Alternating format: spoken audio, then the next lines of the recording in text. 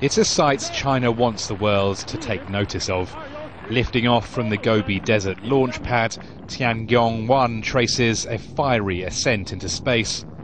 This unmanned module is a vital part of China's space program.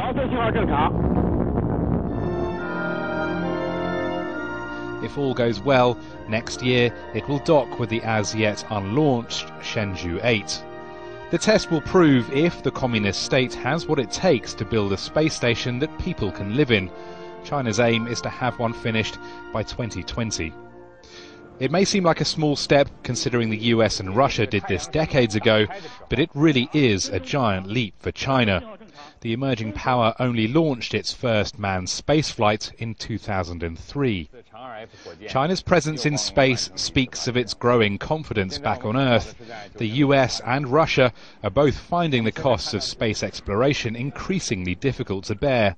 That leaves a vacuum for China to fill, and space is the biggest vacuum of all. Rory Challens, Al Jazeera. Well, while China moves ahead with lightning speed, there's a feeling that the US is now lagging behind when it comes to space exploration. Al Jazeera's Andy Gallagher is live for us in Huntsville, Alabama, outside a NASA training facility. So what do you think, Andy? Are people worried that the American space program is falling behind? Well, Shuli, if you look behind me, you can see the bottom of a Saturn V rocket, a real relic of America's glory days in space. But today, NASA has made a big announcement. In 2016, they will launch the OSIRIS-REx rocket. It will take 4 years and go into deep space and head towards a near-Earth asteroid.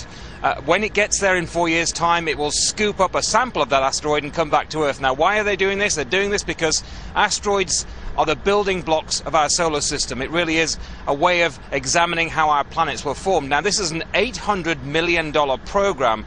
Earlier, I spoke to Mark McDaniel, a former NASA advisor, about how significant this program is. I think this nation should do things that have never been done, never been even thought about. Let's do that. If we do that, then we will inspire the youth of this nation to pursue careers in math, science, technology. Our nation's fallen behind in those fields. You know, when our children quit taking courses in math, science, and engineering, that's not good. NASA can inspire them. NASA can inspire these children and these youth to do that. So he's very passionate about it, but I mean, do people think that the space program is something that Americans should be spending millions and billions on?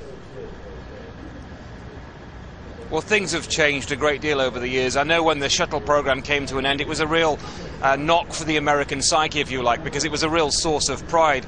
But obviously in the current environment, spending more than 0.5% of the GDP on programs for NASA is something that doesn't go down well. This is an $800 million program. It may well give scientists big answers on the formation of the universe, but those answers aren't going to come until 2023. I think overall people are still proud of the space program here in America, but whilst their pockets are suffering, they'd rather have the money go to schools, education, and to themselves. OK, Andy, thanks very much indeed for that. Andy Gallagher in Huntsville there.